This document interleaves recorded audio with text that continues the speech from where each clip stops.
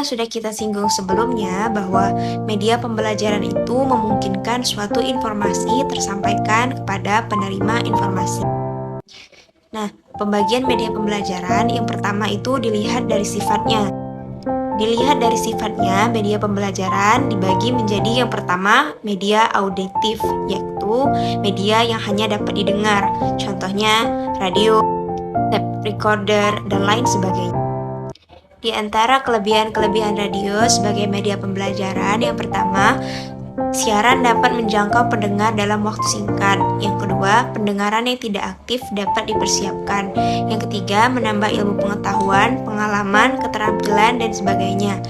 Yang keempat, mengatasi ruang dan waktu, adanya sistem belajar jarak jauh. Radio juga dapat menyajikan laporan in the spot dan langsung atau up to date. Operasinya mudah, di mana saja dan dapat informasi dan sudah memasyarakat. Adapun kekurangan media radio diantaranya tidak mampu menciptakan interaksi secara spontan, tidak ada umpan balik dari pendengar, rendahnya kemampuan memindahkan pesan-pesan yang sifatnya rumit, dan yang keempat, siaran mudah terganggu oleh cuaca gelombang. Yang kedua, ada media visual. Media visual ini adalah media yang hanya bisa dilihat tanpa memiliki suara, seperti gambar 2 dimensi atau gambar 3 dimensi. Contoh lainnya adalah media grafis. Media grafis adalah media sederhana baik dilihat dari teknik memproduksinya maupun dari cara pemakaiannya, dibandingkan dengan media lain seperti film, video, komputer, dan lain sebagainya. Dalam cara memproduksinya, media grafis tidak perlu memerlukan peralatan khusus yang rumit sehingga tidak perlu memiliki keterampilan yang bersifat kompleks. Contoh dari media grafis seperti bagan, poster, dan karikatur. Nah, yang ketiga ada media audiovisual. Nah, media audiovisual ini lebih modern dari media audio dan visual tadi karena dia dapat dilihat sekaligus dapat didengar. Media audiovisual dibagi lagi menjadi beberapa bagian. Yang pertama ada audiovisual diam, yang kedua ada audiovisual gerak. Contoh media audiovisual gerak seperti film, video, kayak video-video di YouTube, itu merupakan contoh media audiovisual gerak. Adapun media pendidikan jika dilihat dari daya liput. Yang pertama, media dengan daya liput luas dan serentak. Yang kedua, media dengan daya liput yang terbatas oleh ruang dan tempat. Yang ketiga, media untuk pengajaran individual. Dan yang keempat, media yang penggunaannya hanya untuk seorang diri. Produksi media pendidikan berupa gambar adalah upaya yang dilakukan untuk memproduksi media pembelajaran berupa gambar. Seperti yang sudah kita bahas pada video sebelumnya, bahwa media gambar termasuk pada media visual yang digunakan untuk menyampaikan informasi kepada penerima informasi. Nah, di antara jenis-jenis media pendidikan berupa gambar, yang pertama ada media bagan, yakni suatu media pengajaran yang penyajiannya secara diagramatik dengan menggunakan lambang-lambang visual. Yang kedua adalah grafik, merupakan gambar sederhana yang disusun menurut prinsip matematika dengan menggunakan data berupa angka-angka. Yang ketiga ada media diagram, poster, karikatur, dan kartun. Di antara kelebihan media gambar, yang pertama lebih konkret dan lebih realistis.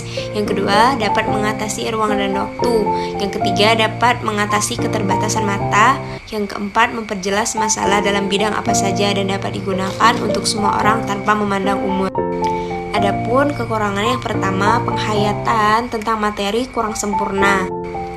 Yang kedua, tidak meratanya penggunaan foto tersebut bagi anak-anak dan kurang efektif dalam penglihatan. Bagi guru yang kurang pandai dalam mempergunakan gambar sederhana dalam menerangkan materi pelajaran hanya dengan membuat garis dan lingkaran, gambar semacam ini digunakan hampir untuk semua tingkat pelajaran atau kecerdasan.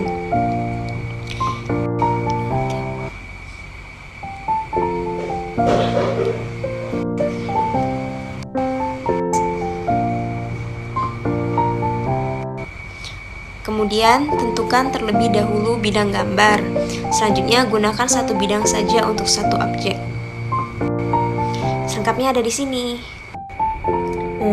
Jadi, produksi media merupakan segala upaya yang dilakukan untuk menciptakan dan mengolah atau memproduksi media, benda visual maupun non-visual dengan cara mempergunakan segala sumber daya, baik tenaga, pikiran, dan dana. Media gambar mempunyai jenis yang beragam macam. Beberapa di antaranya adalah media bagan, grafik, diagram, poster, karikatur, dan kartu. Media gambar atau foto, media gambar sederhana dengan garis lingkaran, dan media komik. Berbagai media tersebut perlu dipelajari dan dikuasai oleh guru ataupun calon guru, sehingga mereka dapat menyampaikan materi pelajaran kepada para siswa secara baik, berdaya guna, dan dapat dengan maksimal. Jadi selain melakukan tugas sebagai guru yang pada umumnya melakukan transfer ilmu, seorang guru juga harus bisa membuat media pembelajaran sekreatif mungkin untuk dipergunakan dalam proses pembelajaran. Beberapa media elektronik yang digunakan dalam proses pembelajaran saat ini diantaranya seperti radio, tape recorder, televisi, dan lain sebagainya. Nah, yang pertama ada radio dan tape recorder. Penggunaan media audio dalam pembelajaran sudah cukup lama dilakukan. Hal ini disebabkan karena dalam komunikasi sehari-hari, pemanfaatan audio menjadi bagian yang paling penting. Adapun langkah-langkah untuk menggunakan media audio dalam proses pembelajaran, yang pertama mempersiapkan diri. Jadi guru harus merencanakan dan menyiapkan diri sebelum penyajian materi. Salah satu cara mempersiapkan diri sebelumnya adalah dengan memeriksa dan mencobakan materi itu, membuat catatan tentang hal-hal penting yang mencakup dengan materi audio itu. Yang kedua, membangkitkan kesiapan siswa. Jadi siswa dituntut agar memiliki kesiapan untuk mendengar, misalnya dengan cara memberikan komentar awal dan pertanyaan-pertanyaan. Yang ketiga, mendengarkan materi audio. Siswa dituntut untuk menjalani pengalaman mendengar dengan waktu yang tepat atau dengan waktu yang relatif sedikit antara pengantar dan mulainya proses dalam mendengar. Selanjutnya adalah diskusi atau membahas materi program yang telah didengar melalui audio tadi. Sebaiknya setelah selesai mendengar program itu, diskusi dimulai secara informal dengan mengajukan pertanyaan yang bersifat umum. Selanjutnya adalah menindaklanjuti program. Pada umumnya, diskusi dan evaluasi setelah mendengarkan program mengakhiri kegiatan mendengar. Namun demikian, diharapkan siswa akan termotivasi untuk mempelajari lebih banyak tentang pelajaran itu. Nah, selanjutnya ada komputer. Kemajuan teknologi komputer telah muncul sejak tahun 1959 hingga tahun 1960 dengan proses yang memang cukup lambat. Nah, tapi sejak tahun 1975, sejak ditemukannya prosesor kecil atau mikroprosesor, keadaan tersebut semakin berubah drastis. Prosesor kecil yang ditemukan ini berisikan semua kemampuan yang diperlukan untuk memproses berbagai perintah yang sebelumnya harus dilakukan oleh peralatan yang memenuhi ruangan besar. Tidak hanya di sekolah-sekolah maju di negara-negara yang sudah maju, di Indonesia sendiri pun penggunaan komputer dalam proses pembelajaran sudah marak sekali dilakukan. Karena media elektronik yang lain seperti radio itu sudah semakin jarang digunakan dengan adanya komputer ini, yang dimana dalam proses penggunaannya itu lebih efisien dan efektif dalam proses pembelajaran. Nah, selain komputer, kita juga mengenal Infocus, yang dimana kalau misalkan kita ingin melihat video pembelajaran dari YouTube, jadi biar ruang penglihatannya itu luas, maka kita menggunakan Infocus. Itulah penggunaan media elektronik dalam proses. Di antara ciri utama dari teknologi media audiovisual, yang pertama, bersifat linier. Yang kedua, menyajikan visual yang dinamis atau selalu berubah dan bergerak. Yang ketiga, representasi fisik dari sebuah gagasan yang real atau abstrak. Yang keempat, diterapkan dengan cara yang telah digunakan oleh perancang sebelumnya. Yang kelima, dikembangkan berdasarkan pada prinsip psikologis kognitif dan behaviorisme. Yang keenam, biasanya berorientasi pada guru dengan tingkat perlibatan interaktif murid yang rendah. Nah, sekarang pembagian media audiovisual. Yang pertama, media audio. Nama media ada radio, ada piringan hitam, ada tape, ada pesawat radio, dan lain-lain. Terus media visual, ada yang berupa film, ada berupa slide, ada yang berupa overhead projector dan komputer. Terus ada media audiovisual, ada televisi, ada radio vision, ada film bicara, ada tape and sound slide, dan dramatisasi. Di antara kegunaan media audiovisual yang pertama, memberikan dasar-dasar konkret untuk berpikir. Alat-alat tersebut mempermudah orang menyampaikan pengertian atau informasi dengan cara yang lebih konkret atau lebih nyata daripada yang disampaikan oleh kata-kata yang diucapkan, dicetak, atau ditulis. Media audiovisual memberi dorongan dan motivasi serta membangkitkan keinginan untuk mengetahui dan menyelidiki, yang akhirnya menjurus kepada pengertian yang lebih baik. Media audiovisual juga bisa membuat pembelajaran menjadi lebih menarik dan memungkinkan hasil belajar lebih tahan lama tinggal dalam ingatan. Media audiovisual juga memberikan pengalaman-pengalaman yang nyata dan mengembangkan keteraturan dan kontinuitas dalam berpikir. Dapat pula memberikan pengalaman-pengalaman yang tidak diperoleh lewat cara lain dan membuat kegiatan belajar lebih mendalam, efisien, dan beraneka ragam. Di antara kelemahan media audiovisual, yang pertama, terlalu menekankan pentingnya materi ketimbang proses pengembangannya dan tetap memandang materi audiovisual sebagai alat bantu guru dalam mengajar. Terus, terlalu menekankan pada penguasaan materi daripada proses pengembangannya. Media audiovisual juga cenderung menggunakan model komunikasi satu arah. Media audiovisual tidak dapat digunakan di mana saja dan kapan saja karena media audiovisual cenderung tetap di tempat. Fungsi audiovisual bisa diklasifikasikan yang pertama sebagai fungsi edukatif atau berpengaruh terhadap nilai-nilai pendidikan. Yang kedua, fungsi sosial. Yang ketiga, fungsi ekonomis. Yang keempat, fungsi budaya, yang dimana media audiovisual memberikan perubahan dalam segi kehidupan manusia. Sejarah media modern berawal dari buku cetak. Meskipun pada awalnya upaya pencetakan buku hanyalah merupakan upaya penggunaan alat teknik untuk memproduksi bekas yang sama atau hampir sama, yang telah disalin dalam jumlah yang besar, namun upaya itu tentu saja masih disebut semacam revolusi. Nah, salah satu bentuk dari hasil media cetak adalah surat kabar. Surat kabar penerbitannya ringan dan mudah dibuang, biasanya dicetak pada kertas berbiaya rendah yang disebut koran.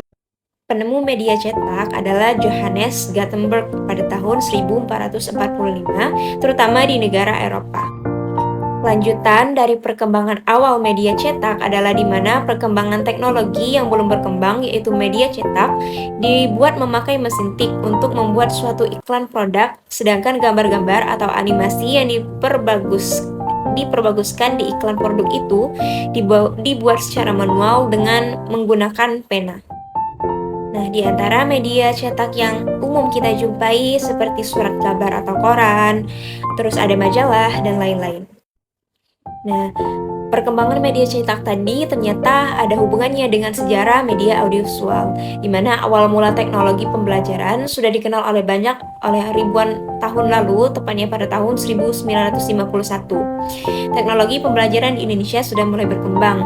Teknologi pembelajaran yang awalnya diartikan sebagai salah satu cara yang digunakan untuk mencari permasalahan yang ada dalam pendidikan, beserta mencarikan suatu solusi atau cukup tepat untuk menyelesaikan masalah yang ada dalam pendidikan tersebut. Jadi pembelajaran secara visual itu pertama kali dilakukan pada tahun 1920, yang dimana pada tahun ini radio itu semakin berkembang pesat. Jadi semakin berkembangnya zaman, apalagi pada tahun 1956, di mana televisi semakin berkembang. Jadi televisi itu juga dimanfaatkan sebagai media dalam proses pembelajaran.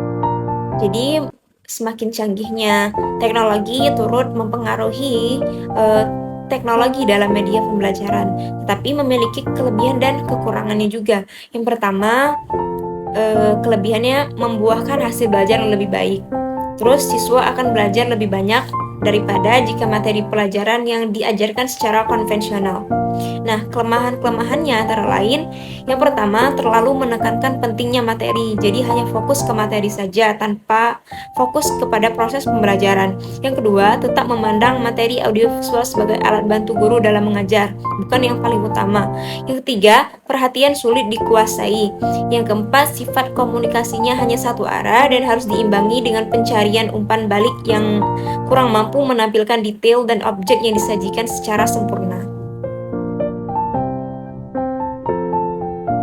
Yang dimaksud dengan media audio adalah media yang isi pesannya hanya diterima melalui indera pendengaran saja.